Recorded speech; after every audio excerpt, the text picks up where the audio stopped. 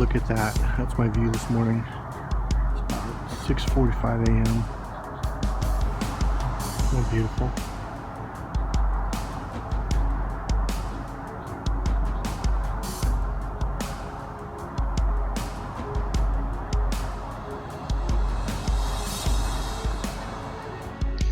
Hey, what's going on, everyone? This is Mike Colleen at MikeColleen.com, and I just want to tell you I'm having a great week. Got some good news, some things coming up, and I got a lot of sun today. Not just today, over the last 2 weeks. There was a couple of rainy days. Anyways, let's get this started with a sage. I'm going to tell you something right now. I've got a new attitude, and it is fucking awesome. It is...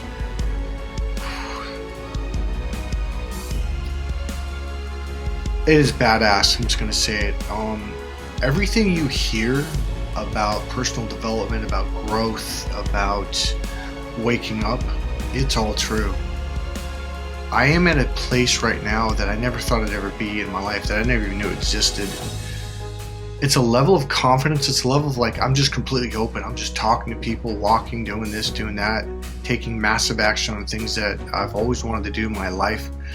So I want to thank you guys. Number one, I want to show you something. I want to pull it up for myself first.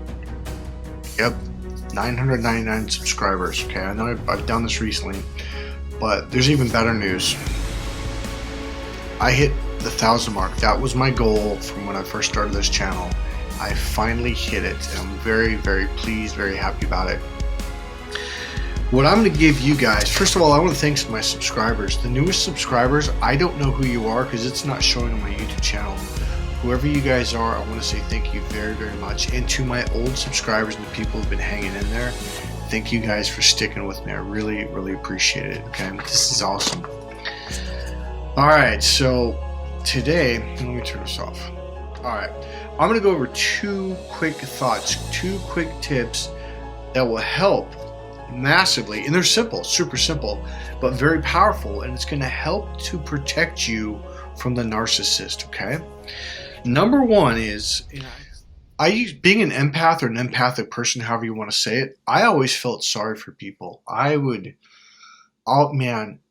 This change that I'm going through right now, I've heard it a million times. I've heard it in seminars. I've heard NLP trainers tell me, energy healers, therapists, even just college professors, like, Michael, you've got to stop giving so much to other people. You need to save time for yourself and put yourself first. And I'm finally there. And I used to think, oh, that's so selfish. Like, no, it's not that. I still help other people. In fact, I'm always helping other people.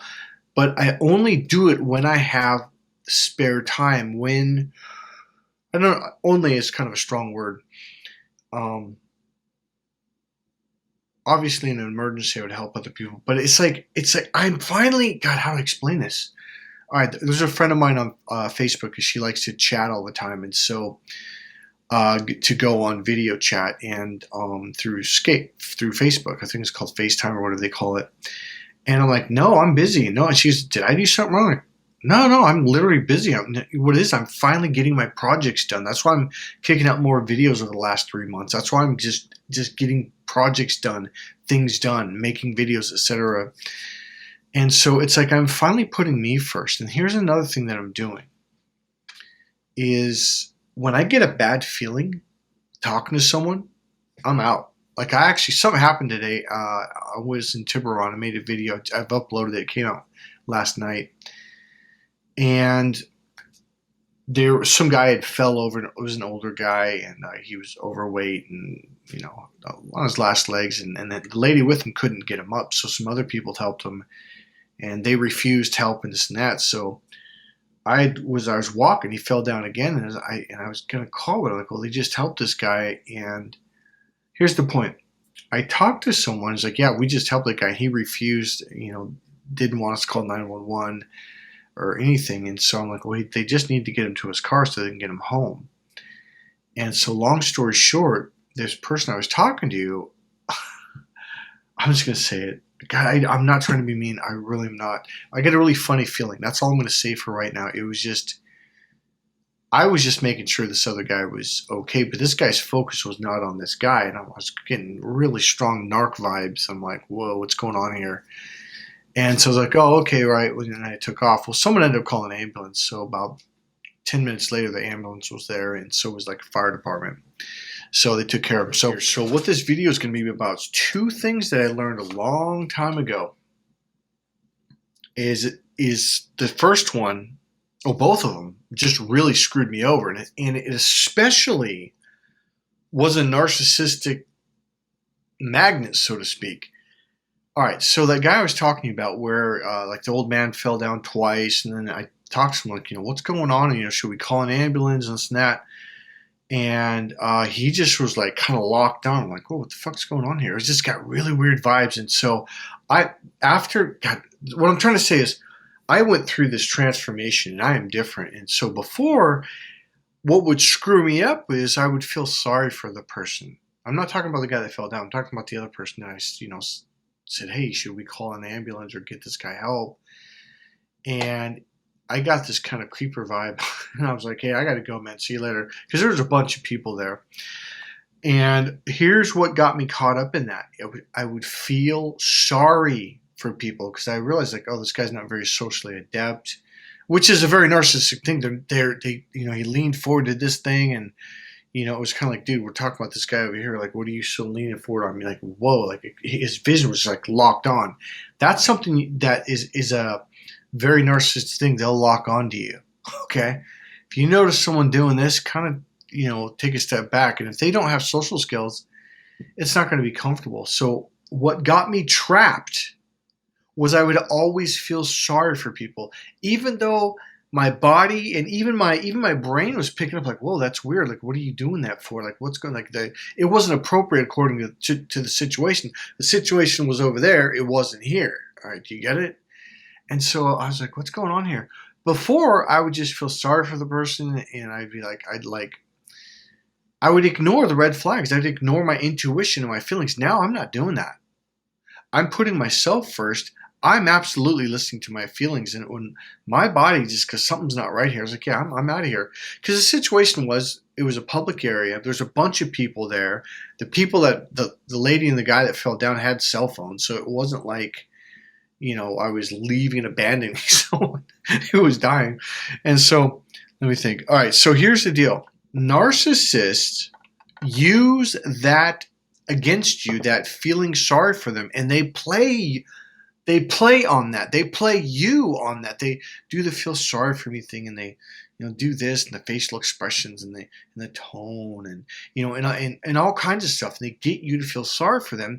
The reason why they're doing that is number one, they're attracted to empaths because empaths tend to feel sorry for people, and therefore you will overlook all the red flags. You'll overlook when they're being mean to you, when they're hurting you, when they're playing mind games, when they're doing all that stuff. I'm going to tell you right now, stop it. Stop feeling sorry for people.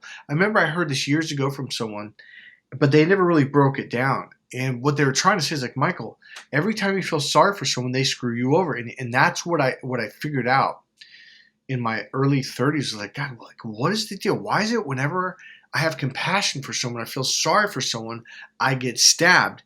Because that's a narcissist, one of their top tools to get you entangled into their web of bullshit, okay, of darkness, okay? What I started doing now, I didn't know what narcissist was at the age, but I did notice something. By the time I was 31 years old, I used that as a warning or a red flag. Like whenever I'd feel sorry, because I'm telling you, every time I'd get just destroyed, ruined, hurt, fucked over, lied about, backstabbed. I mean, it just screwed over. And so it got to a point where like, man, okay, I'm feeling sorry for this person, okay. And I'd start to literally physically take a step back, and I would start watching what's going on, and I started picking up on like, oh, here we go again. And then boom, I would get out before something happened, okay. So number one, stop feeling sorry for people. Number two, don't argue. I teach a course, and in the course I teach it's a communication skill. It's about listening to understand. It's about completely clearing your mind, clearing your heart and your body of any kind of staticky energy to where you can open up and receive what someone's saying to you. All right. When I started doing that, I realized arguing was useless. Like, what a waste of time. Okay. Now, I'm not going to go into detail on that, but I realized like you could just listen to understand someone. Number one, it made them feel really good. They felt like someone finally heard them. Everyone likes that. Number two, I started to realize like when people argue, they talk fast and they interrupt you and they don't hear what you were saying, and it just becomes this chaotic mess and nothing gets done and everyone walks away hurt and angry. Well, with a narcissist, they walk away feeling good because they upset you, they hurt you, and that makes them feel good. And they sucked your life force. They sucked, they're energy vampires. They exhausted you. So the number two is I tell people, and on my last narc it wasn't right away. But it was fairly quick, like, I don't know how many meetings, but I literally said, like, look, I gotta let you know, no, man, I don't argue. He goes, what do you mean? I go, I don't argue. He goes, really? And he probably wants to say, well, how do you get through life? Like, by understanding people, by listening, by letting them speak their piece. And then when it's my turn, you let me speak my piece. You don't constantly interrupt. And so I explained that to him. Yeah, I don't do the arguing thing. Now, here's what it does. When you tell that to someone right off the bat, they're like, I can't argue with you. And if it is a narcissist, their whole thing is about causing chaos by arguing about anything and everything and disagreeing about anything and everything. Here's the deal. They may actually agree with you on all that stuff. They're just disagreeing to piss you off. They're just disagreeing to get you all emotional because that's how they feed off you. That's how they suck the life force energy out of you. The narcissist number one tool, beyond a shadow of a doubt, is arguing.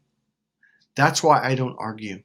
If somebody wants me to listen to understand them, that's fine. Not if they're yelling, not if they're screaming, not if they're getting nuts.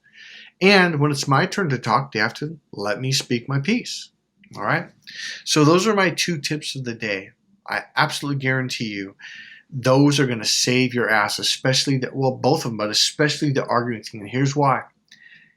Later on down the road, a narcissist will try to, find ways to argue with you. At first, it's a love bombing phase. Oh yeah, I don't argue. But once they get into past that, the devaluing stage, they're going to start to argue. They're going to start to disagree. So you just cut off, say, hey man, this is like the 5th time you've argued with me this week or this day. Say, look, I'm serious. I don't do that. We're done. I'm sorry. Peace out. Because they're going to suck you into that. They will find a way. But if you set it up, and it's not like, I forgot to set it up the first week. It doesn't matter. When you realize this person is an arguing machine, you tell them straight up, say, hey man, I don't do that. I don't argue.